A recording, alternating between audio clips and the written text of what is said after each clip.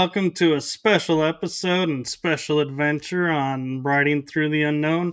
I'm your host, Michael, and today's guest I had the honor and privilege of meeting in person at the 2025 Full Disclosure Now conference in Florida, and I have been blessed and grateful to make appearances on her podcast show. And so I am so blessed to have her today as a guest for you all. And thank you all for joining us at this special time. And without further ado, I am going to allow my guest to introduce herself and tell her story. So I give you the one, the only super soldier, Veronica Bartolini. Thank you, Mago. I call him Michael Mago. I'm Veronica Bartolini, and I had the pleasure of meeting you, Michael, in Florida. And we hung out. We had a good time. We were by the fire pit, swimming, all that. And just talking. I spoke to you and Nate Gray. I met him, too, and other people. We were sitting at a table with Maria Sweet. We hung out with Susan Long, everybody there. And it was just fun, amazing. I'm very grateful that Brian made sure that we got there, and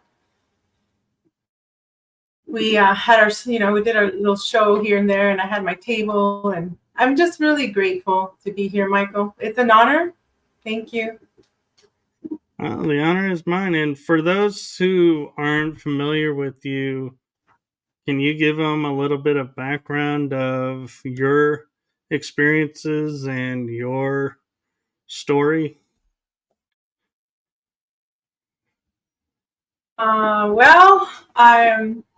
It would take a whole lifetime to hear my life. I've lived many lives here. I recently did write 3 books, Sheila and the 99. The other one is My Life in the Secret Space Program, which I had written it as My Naked Truth, Story of a Female Cop. But then I changed it to that. And that's a whole rundown of my whole story here and school and the military and police. My personal life since a child. I had to. That's the way that I'm healing. And then the 3rd book is Sheila Wolverine Mars Montauk, which in there I speak about CIA love bites. I termed it CIA love bites, BY, as in Yankee love bites, because there's,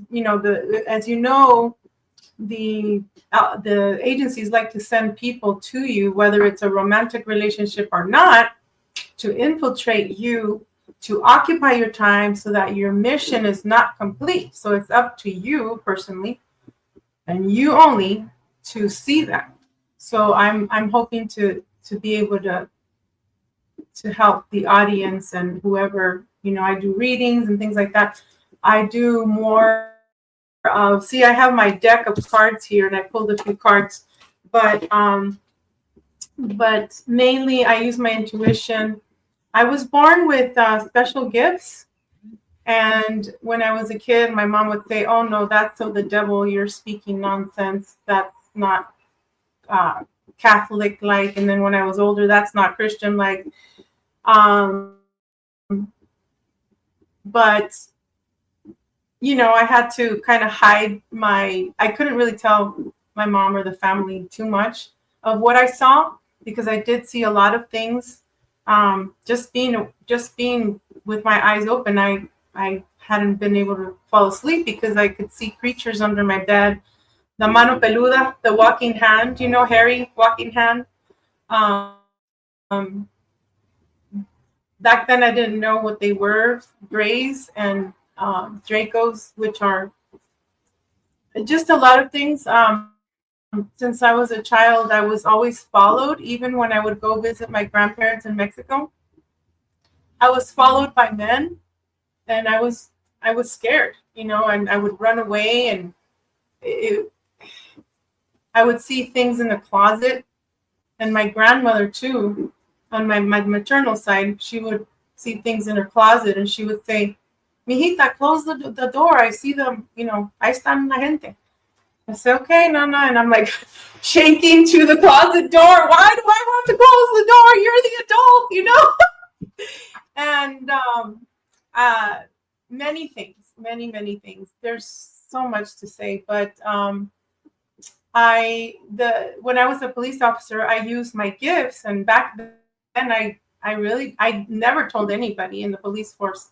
What happened is my lieutenant would show me pictures of the guys that had wants and warrants, or the gals, and he would say, by nighttime, I want you to find these, and I'm like, okay. So on one of these incidents, I was, my other friends were the other cop friends were gonna go to lunch to lunch, and I'm like, you know what? I know where this guy is, even though I've never seen him before. I had no idea who he was. All I knew is that I drove my patrol car to the Star Motel, which it has recently, within the past 2 years, they demolished it. But I was there at the Star Motel, and there was an Asian guy there at the front desk, and I said, sir, do you know this? Where's this guy?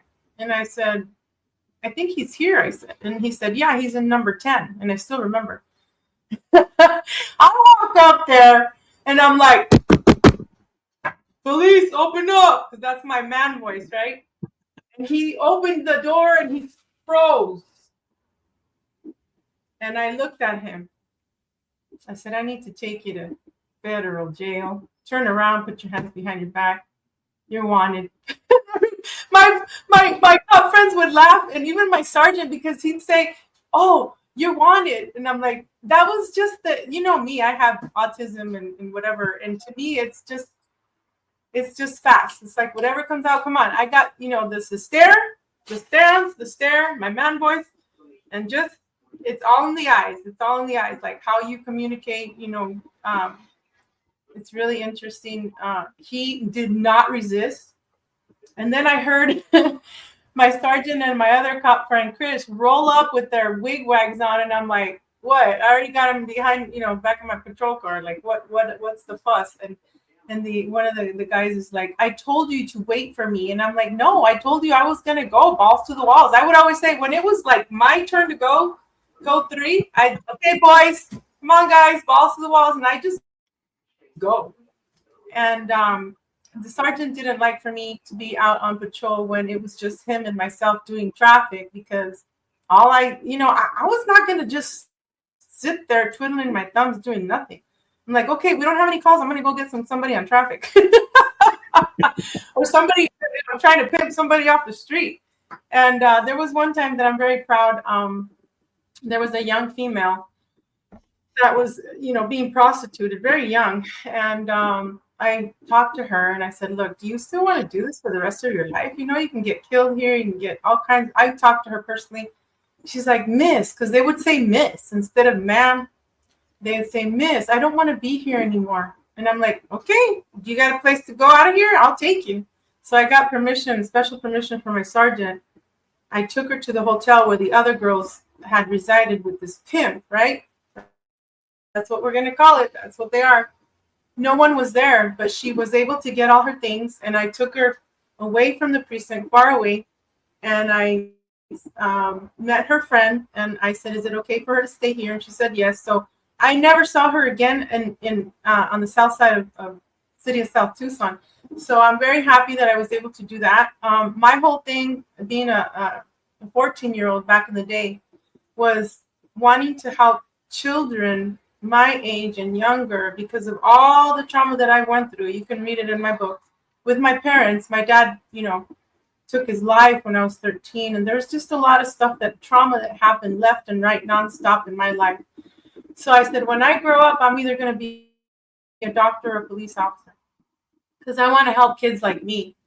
And that's why I became a police officer. I wanted to protect and serve. And I was in the military too. Then I had my awakening, Michael. And then we know. And now we know what's behind it, and the atrocities and the stuff that happens, that shouldn't happen. We should have justice, and justice for all is what I stand for. And as long as you have a real true heart, and and speak the truth, and do good to others and for others and yourself, then I think we got this. I think we can all come together in this world, with especially with everything that's going on right now And with before I AI. ask my, I was going to say, before I ask my first question, I just wanted to honor your service as a vet and police officer. So thank you for your service and your sacrifice. And with that, my first question actually is, did your experiences with the programs and everything start before you came to the US, or was it when you were in the US? In Mexico. I was so what happened was, one of the doctors, Mangala, worked with two other doctors. I have it written in the book, from the Soviet Union. They had defected. They got kicked out pretty much. Ended up in Mexico and took me. I was my lab. My mother she had me as a C-section. She said that I was in her uterus sitting, that I did not want to turn. I never turned. I was just sitting. And so, what happens is, when they have, especially C-section, the cesarean sections, they bring another baby to you. So it's pretty interesting. Or they take even in the womb, the plasma and everything's given, the different kind of injections to make you a superhuman, or for the Nephilim bloodline, or whoever wants dibs on this being has dibs. And then when you're born, like I said, I was born in Nogales, Sonora, Mexico. And at 1 year old, my dad immigrated us to Nogales, Arizona. But I still had family in Mexico. I don't consider myself Mexican because I don't have Mexican bloodline. My bloodlines are so many. But it started there in Nogales, Sonora. And then when I moved to Arizona, same thing. As a child, I was taken out of class every day for supposedly English as a second language, but it was mainly for the Super Soldier program. I had ear testings. I had blood draws, many blood draws a year, 3, I would say. Bubble test, hearing test, speaking. He would one of the professors. He always wore a suit, and he took my sister, myself, and other children into a special kind of like a trailer by the school. And every day we would start out with, "Hi, my name is," sorry, "how are you?" "I am fine." "What is your name?" And then boom, I'd black out. I do remember cards that he would show us. And then we would be taken off out of the school, especially me. I was the oldest. They would take me to libraries, to the observatories. They would take me to the lake, just different places. And my mom would always say yes. And then in 5th grade, I was recruited to the NASA program. And 5th grade, we had a contest. It was a very simple contest, your states and capitals, things like that. And so a young boy and myself, we were the ones that won the first place. We got invited by our teacher, Mrs. Norris, I still remember, to the movies, and we saw Raiders of the Lost Ark. Now, forward now till I'm awakened, now I know that Raiders of the Lost Ark 1 is totally real.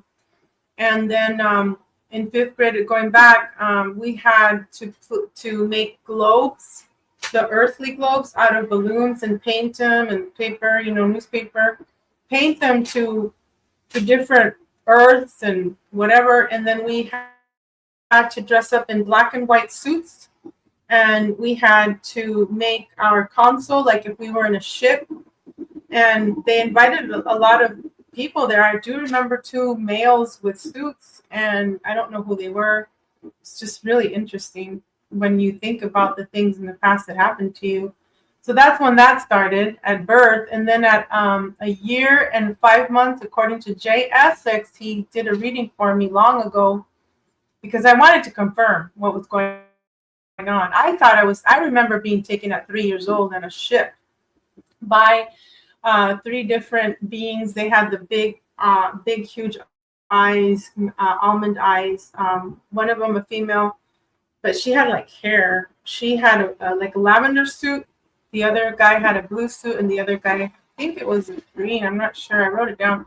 And that's when I was 3 years old. When I came back to the front door, my mom spanked me because she couldn't find me. She didn't like it that I would go to the next door neighbors. There was a little kid swimming pool, a blue one, and I would go under the fence and I'd swim there. And I just lost so much time. My dad would even get upset because she was always telling me, don't go over there. So I do remember seeing the ship. It was like a lavender silver. It was just like a saucer, a regular saucer, not like the Bell. It was kind of like the Bell, but not. It didn't have the hump on the top. And I've seen it before in the astral, and that time it had like windows when I was taken to off planet to Mars. But anyway, there were other children there that I remember in the ship, and they had us do. Sorry, it's the traffic. They had us do a lot of tests with like cubes and things like that, and with our mind. And they told me that I can levitate. And my mom to this day, because I still sleepwalk. My father was a somnambulist. That's what they're called when you sleepwalk. And she would say, "Don't touch your dad because he can have a heart attack." Well, I didn't know. So I just followed him. My mom and I would follow him. So when I was a kid, I do remember that I woke up and my mom's like, "Do you remember putting on your backpack and you had your PJs and you were going to the door? You said, 'Mommy, tengo que ir a la escuela. I have to go to school.'" My thing was, I was programmed to be an A student. Like I had to be the best in school, for me to be accepted at home. If I brought any C's or B's, whack, whatever, no food or whatever. I don't know. It was tough. But anyway, I do remember floating. Just when I think about it, I see myself floating on top and watching me go out toward the door with my backpack. And I was wondering, why did she put me back to bed? But then that's when she said, yeah, that you wanted to go to school, and it was a Saturday. Saturday, right? Saturn returns. There's a lot. So Jay Essex said that at a year and a half years old, they started putting the plasma shots for me to be used in the dolphin program, and they put me in a little pod where I can breathe underwater, and I was able to communicate with the fish and the ocean life. And the fish were scared of me, he says, because I can speak with them. I still have a baby voice that I remember speaking at when I was 9 years old with a certain baby voice when my little sister was born. And I still use it for my animals or, when I'm being silly with my kids or my family. And I always say I want to make some kind of cartoons with this baby voice that I have, because it's amazing. It's something happened to me. So I figured that it was that. It must have been. It's a very special voice. It must have been when I was underwater. So that was a year and a half, and I named the program Crystal Gates. I know it's called a dolphin program, but I named it Crystal Gates because I remember being in Sirius B, and there's 13 crystal cities, and I was a mermaid there, and I do have visions of when the AI wars happened, which I always say I come from the future because I have a lot of visions, and most of my visions and dreams come true. And I saw the AI wars, which is happening right now. Okay. the battlefield of the mind, the AI wars. People are being divided because there's a lot of stuff that's not real, but people are believing. Like the 3IA Atlas, that's part of Project Bluebeam, baby. But anyway, so I was there with the Dolphin program. I was in the Mars program. I was in Venus with Thor. Valiant Thor, he trained me. That's why I also use the Thor, the hammer on my second book is that emblem, the cover there.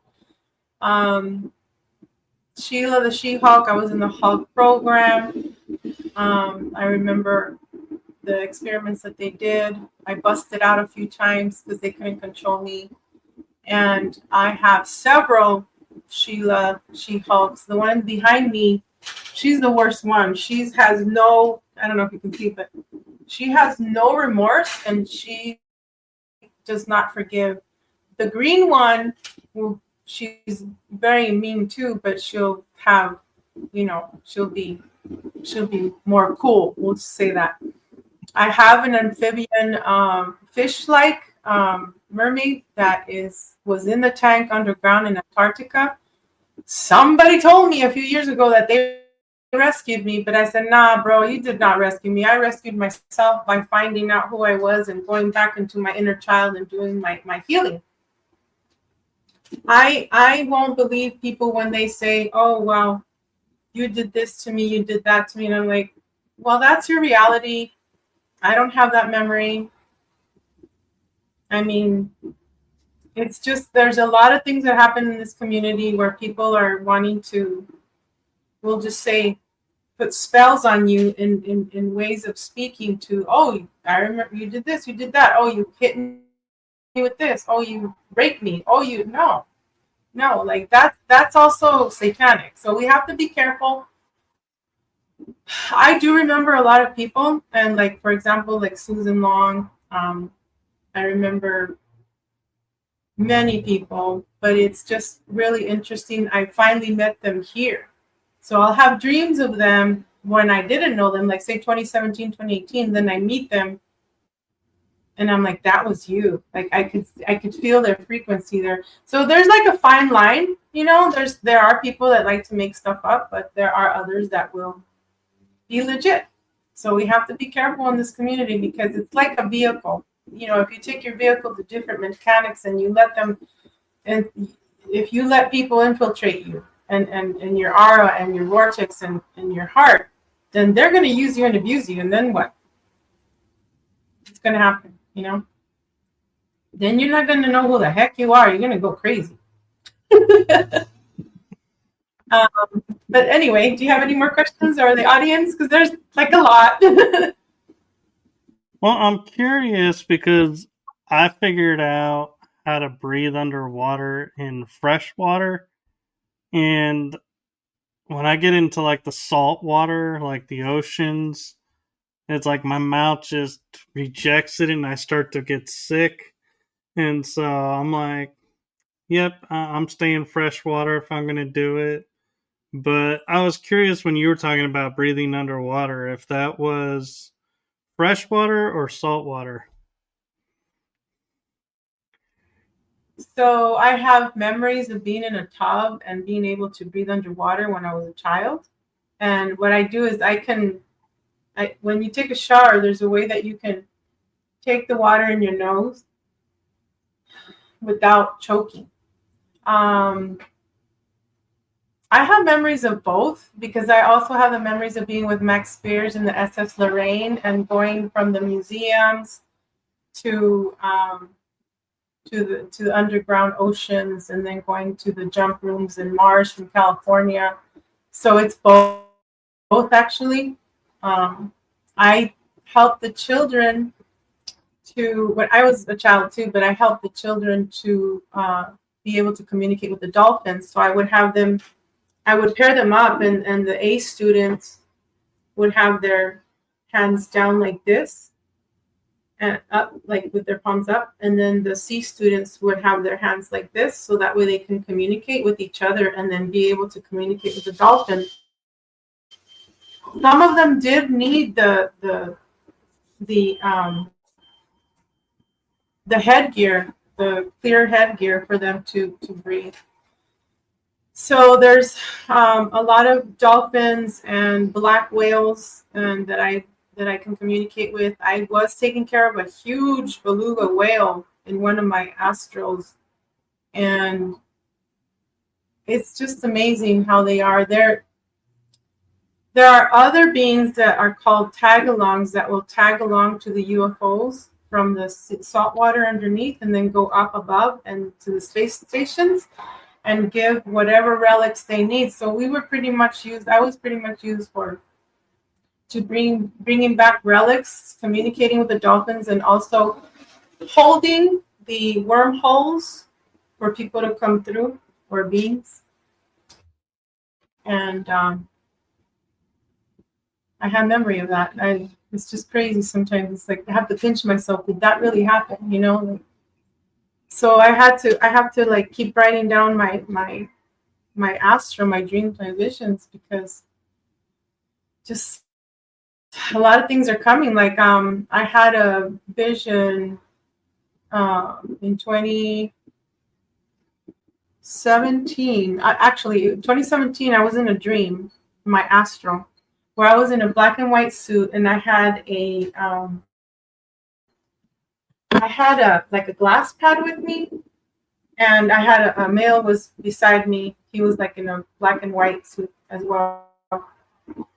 He had gray hair, tall, thin, and I said, "Oh wow, what's happening here?" So I pushed the button, and from South America to North, there was an orange line, and then we had something happen. China and Russia had a red line, and I said, "Oh shit!" Like the nuclear war, you know, it's happening. And then as soon as I saw that in the glass pad, there was a knock on the door, and there was 3 agents in suits that ran after me. And I looked back, and I made sure that my kids were taken care of, because there was like a kind of like an atrium where they were being schooled. And so I had other agents that took care of my kids, and me and the other guy, we took off in a black vehicle. We ended up going underground, and there was a lot of yellow buses, school buses that were there. Okay, and it was in Mexico. We ended up underground in Mexico. One of the DUMs there, because yes, they do connect everywhere. And one of the females comes out. She's wearing an orange jumpsuit, and her name is Samantha. And I've known her from the past here. I lost contact with her, but I knew her. And in my dream, she said, "Veronica, you're not going to forget me, are you? You're not going to forget us." I go, "No, I'm not. But you have to comply. You have to go into the yellow school buses, you know, to be taken care of until all this passes." And I, after that, is when I had the dream of the ocean side in California and in New York, all of that, all the ocean lines, the shorelines were gone. So to my left, I was on my ship. It was a huge ship. I saw people, animals, tigers, horses, elephants, people coming out of the water from the ocean. And there was a flood. And so me and the other SSP people said, "Hey, let's get on the ship. Let's get them on the ship." We made sure that they got into the front of the screens. In the first floor, there was the screens. We sat them there with information. And then I went to the second tier. I saw Susan. She was doing paperwork. And then on the third tier, that's when I saw Warner von Braun. And he asked me to forgive him because he had used me in the programs with President Bush and Reagan. And then I go up to the third tier, where there's special doors that are silver. One of my family members hands me the button, the red button, and I go in into where the closed doors are, they open, and there's Hillary Clinton sitting catatonic and other people that have hurt humanity and children. And they had like a harness on them, like catatonic. And then I pressed the button, the big red button, and they're done. They're done for. And that's the future that I saw. I also saw another part where we were at a restaurant. It looked like Mexico again. Like I said, it could be Mars, could be somewhere else, could be here. But to me, it felt like Mexico. And we made sure that they had tons and tons of food. The people that we had rescued, the men took care of the men, women took care of the women and children. And we were making sure that they fed and they were medically cleared. Reunited the children with their parents, and then the children that were mistreated at home, obviously we were not going to, we were going to do justice for them and separate the parents.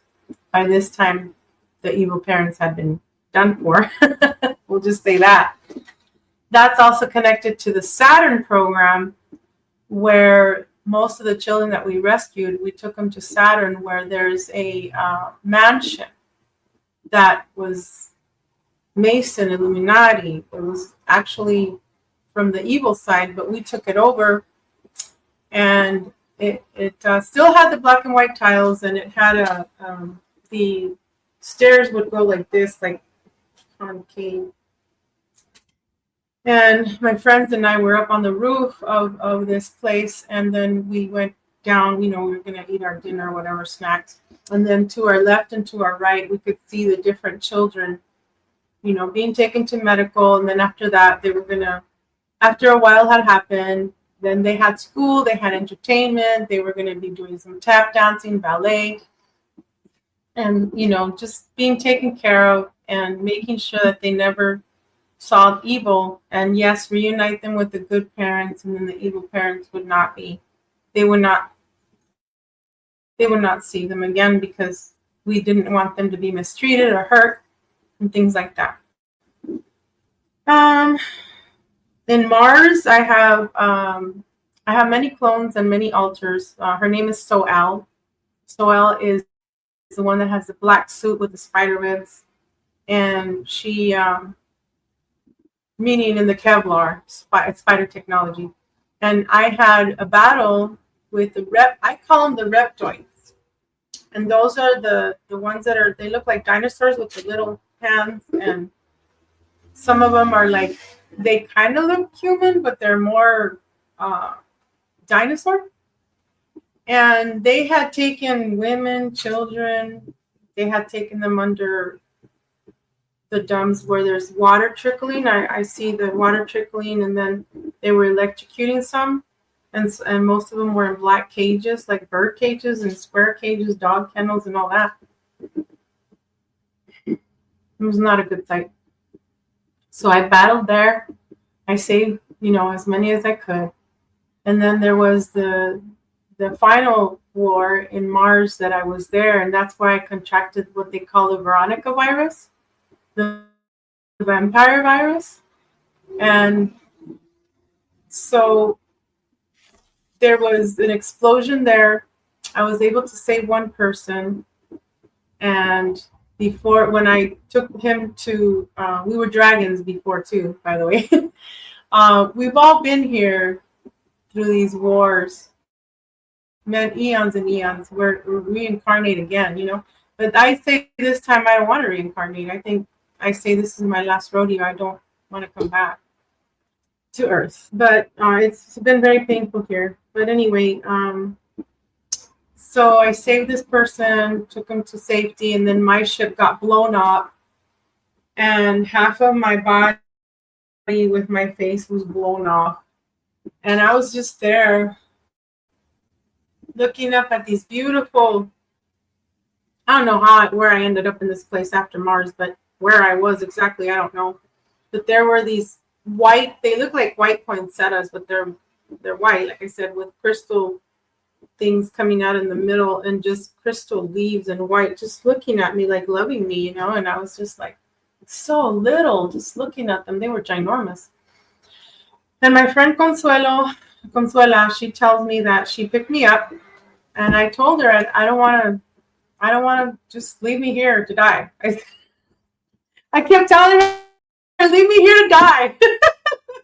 She said, no, you're not done yet. So she took me to my star family, to the Andromedans. And here I am with a bleed through of titanium on my neck, my lower back from S1 through L5. I have 4 titanium here. And now I need my middle back. My back is broken. I don't know how I work out like that or live. I have other issues that are going on. I've had 32 surgeries going on more. And the bleed throughs from being in space, the radiation, the just everything having to be repaired here because this is a model. But anyway, there's a clone that was left here. Can I bring the picture real quick? Sure. Okay, let me bring it. And then I'll be right back.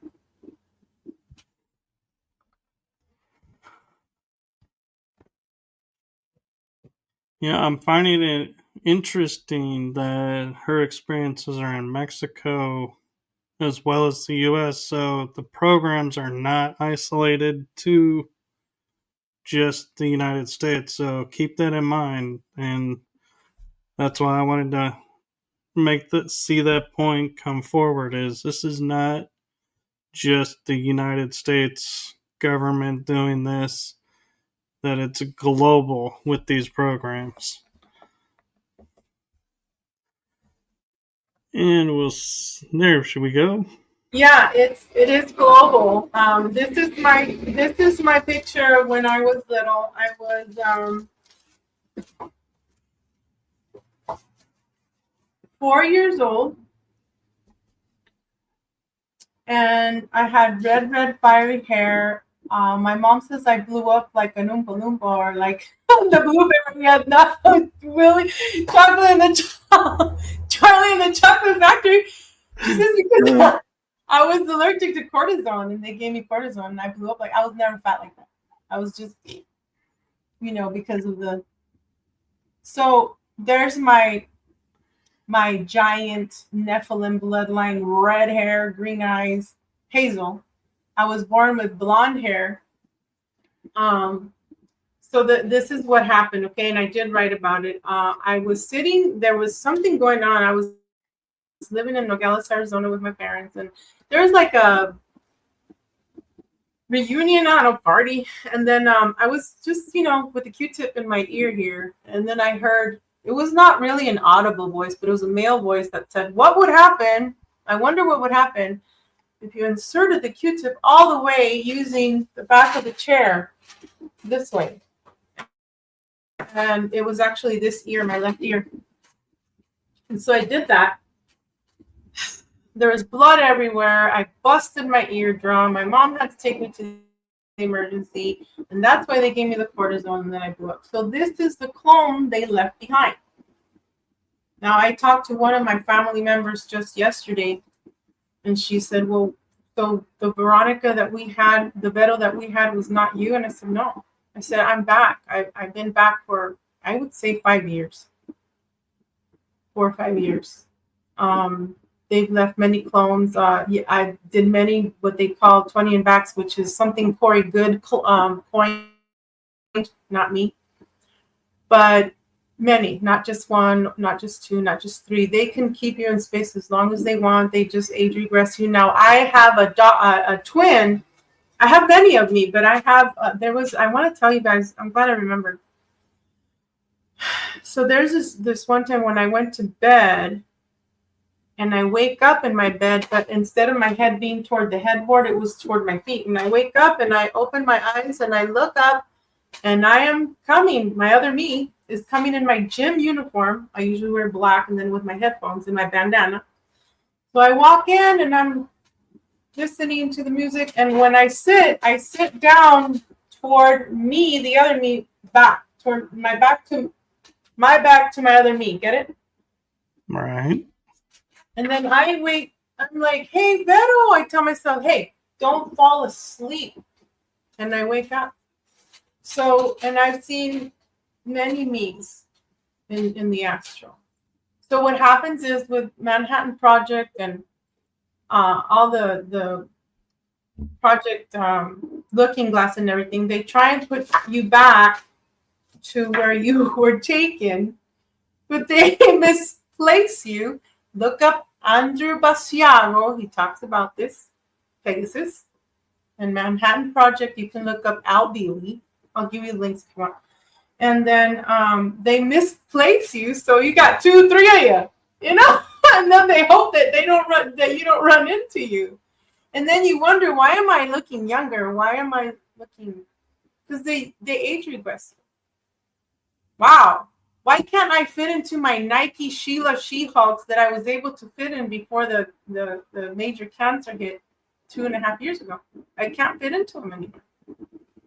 Even though I was big then too. You know what I'm saying? So sometimes we go small, sometimes we go big, depending. I have many dreams that I'm going through windows, through walls, through mirrors. And there was one dream that I got to tell you. Can I tell you? Yeah. Okay, I was in my apartment. I fell asleep. I wake up in my apartment in the bathroom. Same bathroom. But there isn't any of my cute little things, makeup, toiletry, my girl stuff, right? My deodorant, nothing. It's just plain. And I'm looking and I'm sitting there standing up, looking at myself in the mirror. I'm like, what?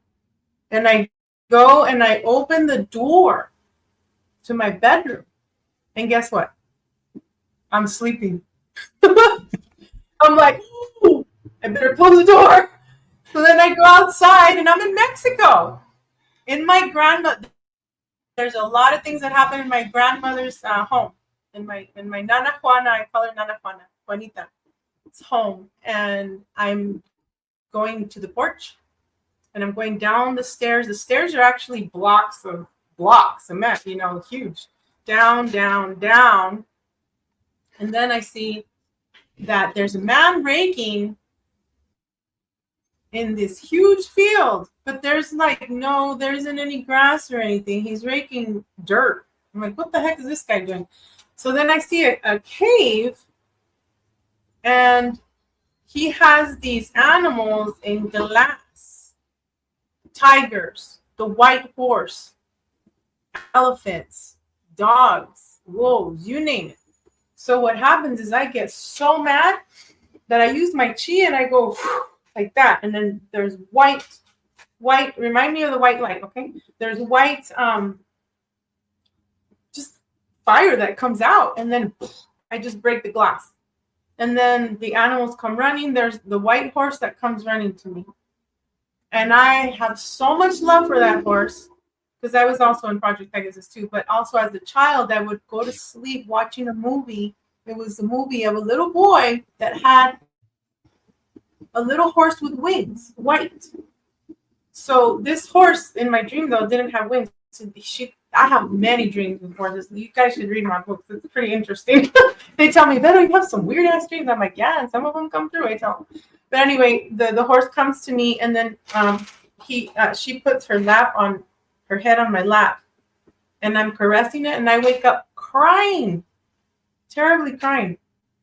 Then there's this other dream where my mom says, Mijita, look at the picture, the Polaroid. Do you remember when you were in the Navy with your fiance? And I look at the picture, I'm like, yeah, where'd you find it?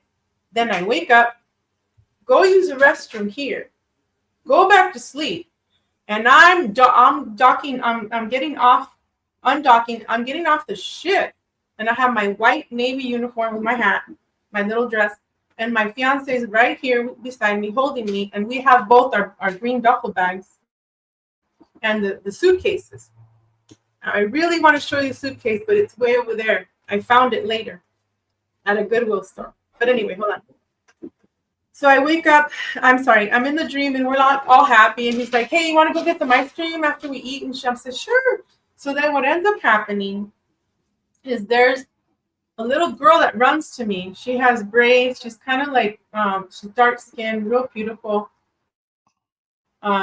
medium skin. And then she runs to me, and I save her, and I take her to the Elvis Presley that in Vegas, what is that edificio called? The building. Anyway, I take the little girl to guess who? Peter the Insider from ACIO. And he's behind a huge glass, like those meat departments, but there's no meat in there. It's just his desk with the glass. Right. And I take her to him, and I said, "Take care of her, Peter, because I have to go get her things. I got to find out what's going on with her. Change. I don't know if she has a diaper or what. Like I got to find some clothes or whatever, linens, whatever." She gives him a hug, and Peter the Insider is very stern. Like he didn't want a hug, but then I go over there and give him a hug, and he's like, "Okay, get off me," So then I go into the back to the ship, and I'm in one of the how do you say it's a where they have all their medical supplies in the lockers. And so I'm opening that, I saw Johnson & Johnson talc, and I'm like, oh, I don't know about this. I don't know if it was recalled in my dream. I was like, what should I get her? Okay, wipes, get her some, I don't know, diapers, some clothes, I don't know. So I was bagging that up, right? And then I finish, and I go back into the bottom of the ship in where they have all the rafts and things like that, like just extra supplies. And there is my fiance in a potato bag. Just they put it over his head and his body. And the two males said, "V, if you don't come back to work for us, we're gonna kill your fiance." And I woke up screaming, crying. I had to call my friend back in the day, Jessica Morocco, and she even recorded me. She said, "Yeah, it was a memory. And your fiance's name started with because I said my fiance's name, I think it starts with an L as in Lincoln." She goes, "Yeah, it could be Lenny." And I'm like, I don't know. I'm still baffled by that memory. And then later on, when I wanted to manifest to get out of my apartment, the other one, because what happened is, I don't know if you guys have heard of Max Spears, but he spoke about that they sent roaches to him and fire, like the Ring of Fire. So what happened to me is I had been living there for 5 years without a problem. And all of a sudden, the roaches are infesting the apartments. Later on, Jessica Morocco told me that it was a hologram based in Arizona that they do that. And then I also researched that the Japanese had these roaches that you can command them to stop, start, stop, start. And that crap is real. So she said, yeah, they're doing that to you on purpose. She said that I've been targeted so many times. They've broken into my apartment. They've broken into my mom's apartment house twice. They followed my sister. They followed me. They try and mess around with my kids in the work. They tried asking questions about me out of the blue. Do you know who your mom is? They're like, what do you mean? Bullshit like that, which I do not consent. I return that shit to sender, man. Sorry, excuse me. I gotta calm down, Sheila. Calm down. But so where was I? You're talking about coming back in one of your dreams after your fiance at the time had like a potato sack. Yeah. So then when I then the fire comes. I was baking something, and the whole thing turned on fire, and I didn't have an fire extinguisher, so I used my hands, and I in my mind I thought, hold, freeze, and somehow it froze. It just stopped. And then I said, you know what? I need to get out of there. And I went to the Goodwill. Something told me go to the Goodwill, and I found a suitcase. And I'll send you a picture of it. But it's an old-fashioned suitcase where the vampires used to have the olden days where you travel with those in the military or whatever. This one belonged to a male. But I bought it. I bought that and something else. And a week later, I found my new place where I am now. And I was told to come here. I've never seen this place. My apartment is my birthday. you know. And then I find out I have cancer, and I live by the cancer center now. So it's just, you got to listen to your intuition, you know. So then what I wanted to say was, I wanted to talk about the white light in the hospital, but also the white light in my chest. And the white light, what happened is I had already attempted suicide the third time in my life. It didn't work. You guys can read about it in my book. How I did it and whatever. It took me 20 doctors to save me. Yep. And I was still like, well, what the hell's happening? You know, my kids they were trying to take away my kids. A lot of things were happening.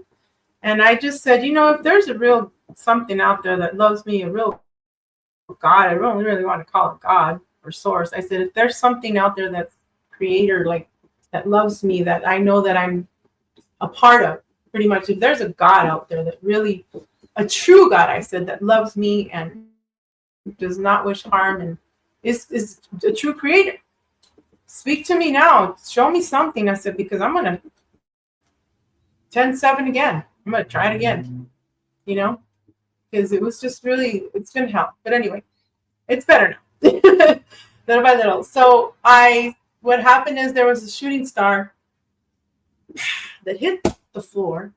At the same time that it hit the floor, the light came out of my chest. It was a huge white light that came out of my chest, and I knelt to the floor. I had a rosary on my hand, and I had a candle lit. I started crying, and I'm like, what the hell just happened? And by that time, I was living with some people I thought who were my friends from high school. And they came in, and she's like, what are you trying to do, V? Trying to open a portal? I'm like, what's that? You know, back in the day, I didn't know what the hell she was talking about. And we went outside. We asked the neighbors, hey, you know, did you guys see that light, that shooting star hit? And they said there was a couple, a male and a female. We heard it and we saw it. But then we look on the floor, there's nothing there. No hole, no burn, nothing. So I'm thinking, what the hell was that, right? And it wasn't until a few years ago I found out it was me. Some people call it a walk-in. Nope, that was my real me coming back. That was my real me. So I'm back, baby. And it's been a journey, Mag, and it's a pleasure to meet you. I have more, but you know, we're already going to be done, right? It's an hour. We can, and yeah, and we can do another show another time or whatever. Definitely, and I'm finding it interesting how you talk about you have no connection to no bloodline to Mexico and all of this, but yet all your dreams that you share are in Mexico, and it's like most of them, yeah. And then Mars, and are you sure you don't have a tie there? No, I have a tie to the Dominican Republic. My mother is Dominican Republic, and then she has a great grandmother from India, and she has a grandmother. My great grandmother is from Germany. She's German. Her last name is Ritchie. My grandfather is on her dad is Ashkenazi Jew. Gomez is the last name. We are also from Spain on both sides of the family. My dad has Persian blood and Italian and French. My mom also has French. There's a lot of dreams that take place here on the south side of town on by Bilby and Fontana, where I live. I've been taken to portals to Mars, Uranus. Yes, there is life in Uranus. I've been in Pluto with the Wolfmen and the Dogmen. I've fought against them many times. The blue Dogmen do not like me. I just open their mouths and throw them, against whatever. I wouldn't like you either doing that. They're not going to mess with me. So Wolfmen, most of the Wolfmen are my brothers because I have wolf blood. I have dragon blood. I have mermaid blood DNA. dolphin. I have some lion, some lyrian. My kids are both Leos. I have cats. I have 2 cats and a German Shepherd. My Lola, she came into my dream in 2017 as a white wolf. Behind her, there was a bunch of little coyotes, little dogs. And she said, "Mother," to me. And I woke up and I'm like, what the hell does this mean? She was white and had the brown hair on her ears. And 4 years ago, I found her in the desert with babies. She's my German Shepherd. She's my helper. And I found a home for all 10 puppies because the 11th one was dead. And I got help from some of the public for the food and everything. And I found homes for all of them. So she's my rescue hero. She's my mother. I'm her mother. I rescued 2 cats also. So. No, that's beautiful that you have that, and Thank you. it's kind of interesting because for me in my personal life, going through what I was going through, it was like, if this is what the family line's going to be like, then it ends with me because I don't want it to go further. And then my sister did the family tree, and I took it over and ran it deeper. And I was surprised at what I was learning in my family tree and going, whoops, this bloodline does need to continue. And so now I'm kind of like, oh, I'm the last of the bloodline males. And so it's like, I'm like, yeah, better, Continue hopefully it. find someone soon and continue the bloodline. Yeah. The last of the Mohicans. Yeah. Yeah, I was born like what they call a purple butt. So I have the yellow and then the Syrian. So it's the mammalian and the dragon. A lot of us have the mammalian and the reptile. So there's a battle within us, and Max Spears talks about that too. And I'm O negative rhesus, and my mother was O negative. My father, my great grandmother, my grandmother, everyone in my parents' mother and father and grandparents were O negative. So we are the what they call the blue bloods, because if you get a cut or whatever, and the oxygen, the air hits it, it turns copper. So the blue blood, and then we have most of the power within our lungs. And they just recently took my lower left lung, but I'm still very powerful. So thank you for having me on, and I hope you do find someone that can create for you. I'm sure as the missions and everything settles, time for that will come. And as you say, we live pretty much forever. So, Yeah. we manipulate time, so we can always go back and be like, hey, I'm not in my 80s no more. I'm back in my 40s. Let's go. Yeah. Yeah, we're usually like 20 years younger, I believe, than what they want us to be. Something like that with the age regressions. And I can change timelines too. I'm a time traveler, Andromeda 1800. Sometimes I travel with my briefcase. Sometimes I don't. Sometimes it's just me. Can I just say one more thing? Sure. Okay, so there was a dream that I had my case, what I call my black CIA case that I bought since I was in like a junior or senior in high school. And there was a swimming pool, an inside swimming pool. I have a lot of dreams of swimming pools too in the ocean. But anyway, there was a swimming pool full of men. And I was the only female. And my briefcase was open. And then along comes a white male, older gentleman. He had glasses. He had a salt and pepper, a little bit of hair left here, and then a mustache. And he had on a navy uniform. He had his medals here on each side. And he came with another agent, and he said, Veronica, he pointed at me. He said, we will be with you when the scorpion marries the spider. So the Raelian agenda is Germany and Japan. Pretty much the Fabian agenda, the transhumanism agenda, where you see the old Da Vinci picture, right? Where it's man touching the god, right? One of the wannabe gods. So it's pretty much human when human is merged with technology. Wait, the fingers touching, Now, you mean Michelangelo's? yes, sorry, Michelangelo. I said Da Vinci. The Da Vinci is the one with the wheel, like when they spin you, because they have to spin you to get you out of body. So when I was a kid, I loved going around the merry-go-round. Yeah. Yeah, they spin you and then you can go out of body like that, and that's part of the Pegasus project. But so what it is we're coming up to a war where the human super soldiers are going to be warring against the human crossed with AI, the cyborg humans. Now remember, we humans will always win no matter what, because we have love. We have the power.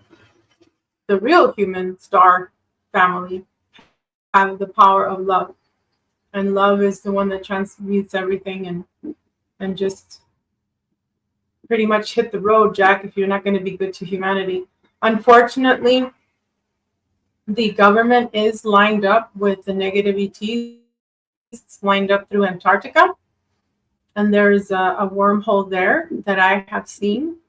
They have sleeper cells. I wrote about that in my Sheila and the 99 with the Hulk and Dolphin program, where I see the many that are sleeping under ice to be brought back into life. And that's also part of the Nephilim agenda, which is connected to Saturn and the moon and how they reincarnate you through the moon. They take you to Saturn, they bring you back. They use us as pretty much their electricity, their food, whatever, which I do not consent.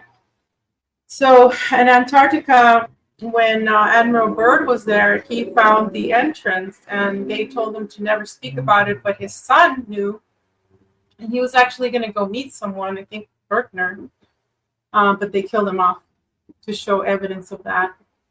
And that's where the evil aliens come through, and they steal our children.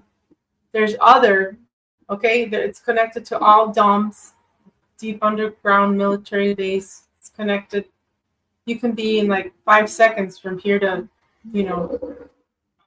Hawaii or whatever. Or you can be in 5 seconds to Mars. I think it takes like 10 seconds to get to Mars from the jump rooms in 9999 South Sepulveda Boulevard, where I was with Max Spears and James Casbolt. I'm hoping to have James Casbolt on my show. He said he was going to check his calendar because I really want to find out what the hell happened to Max. So they killed him, and it said that it was Stuart Sorlow and a chick named Monica. I know that from my researches. And now, good thing is that Sarah Adams is posting all that stuff on screenshots on her Facebook. And I asked if I can share that because I've been following ever since I had my awakening. That's how I woke up, by watching Max Spears and James Casbolt. So I reposted that on my Facebook, and this is war, the battlefield of the mind, war against humanity, war against, crimes against humanity are real. The whole, the whole credit score agenda from China, credit score, the smart cities, the PDFs that they have. It's a certain name that they call it at the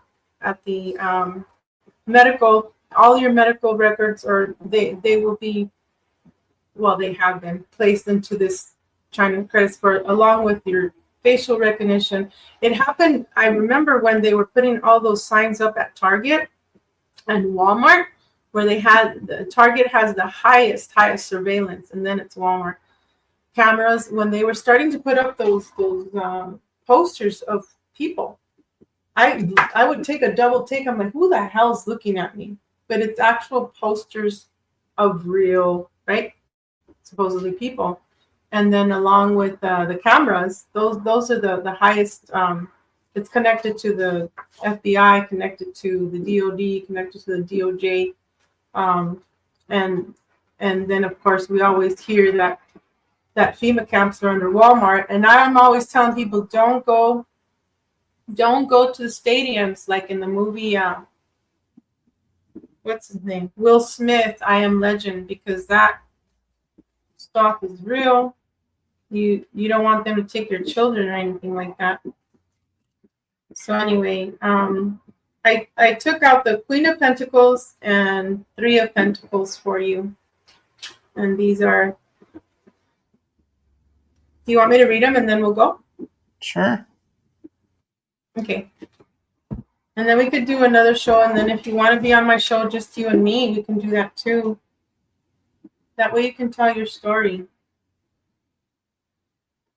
Let's see.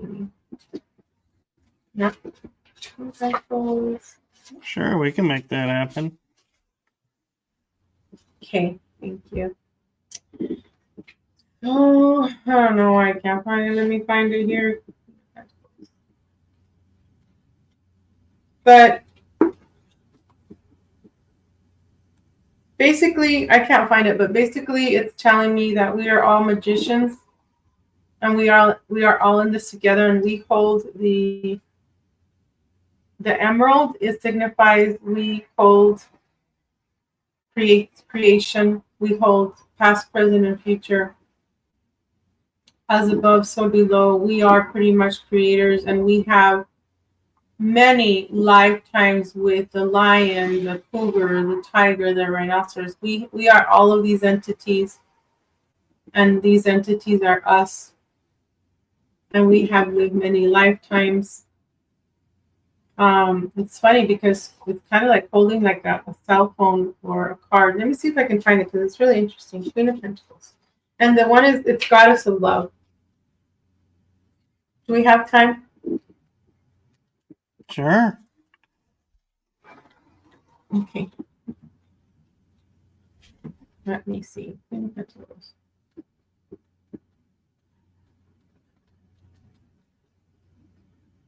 It's not showing up. Hold on just a second. Let me find it here.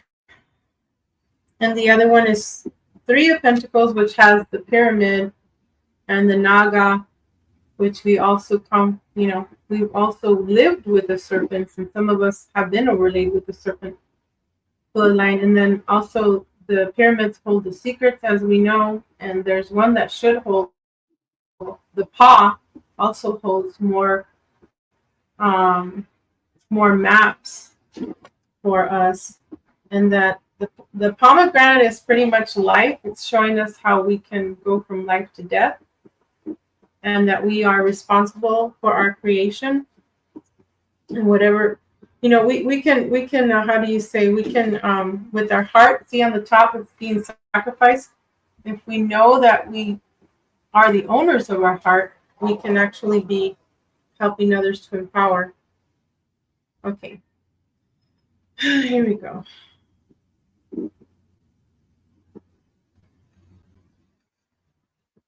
So I'm just going to read the general meaning of the Three of Pentacles. In general context, the Three of Pentacles is a positive card to get into the tarot spread. It represents learning, studying, and apprenticeship. It also signifies hard work, determination, dedication, and commitment. So whatever you are doing in the moment, you are likely to be given it 100%. Congratulations, you went back to the gym, yay!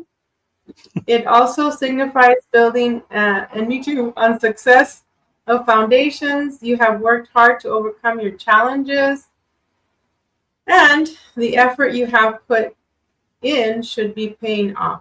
This minor arcana card can also indicate that you may be collaborating with others to achieve your goals. Here we are.